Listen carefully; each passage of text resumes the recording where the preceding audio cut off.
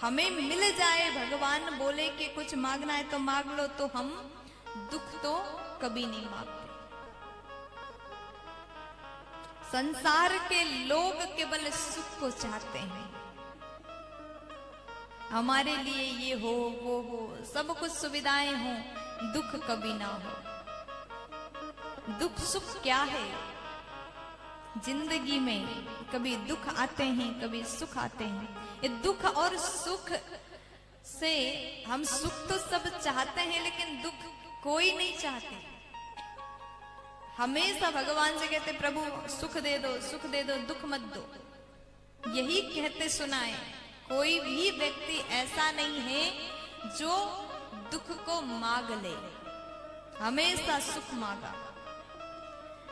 हम दुख से डरते हैं, घबराते हैं कि हमारे जीवन में दुख ना आए, केवल सुख आए, दुख कभी ना हो, क्योंकि हम दुख से बहुत डरते हैं। अभी ये नहीं पता कि दुख और सुख का निर्माण किसने किया, दुख और सुख वास्तव में क्या है।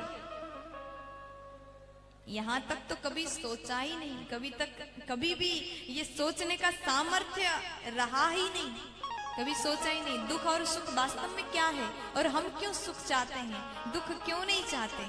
देखिए, दुख और सुख हमारे स्वयं द्वारा निर्माण किया गया वस्तु है। वो कैसे? कोई आपको दुख दे और कोई आपको सुख दे, ये कभी हो नहीं सकता, ऐसा संभव नहीं है। कोई दूसरे आपको दुख और सुख दे, कभी नहीं हो सकता। आप अपने कर्म से दुख और सुख पाते हो। कहते ना, जैसा बोया है वैसा काटोगे, फसल जैसा लगाया वो हमें मिलता है।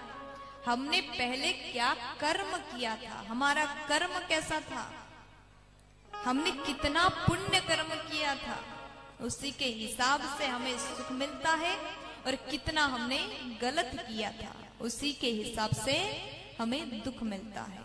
ये हमारे कर्म द्वारा निर्मित चीज है।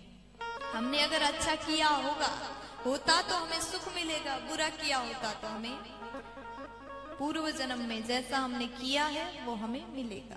इसलिए सभी को अगर सुख चाहिए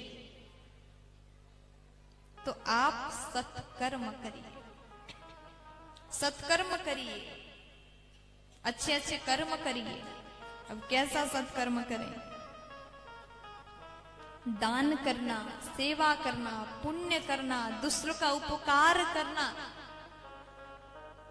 धर्म करना, दूसरों की सेवा करना, इसे सत्कर्म कहते हैं। कथा सुनना, पूजन पाठ करना, ये अच्छे अच्छे कर्म करिए। अगर आपने अच्छा कर्म किया, आप अभी इस समय में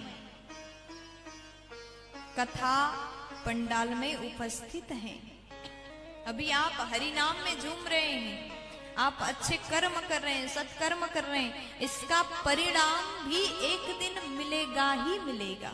अगर आपने अच्छा किया है तो वो अच्छाई कभी भी आपके पास में आएगा। ये अच्छा सत्कर्म कहीं जा नहीं सकता, आप ही के झोले में आएगा।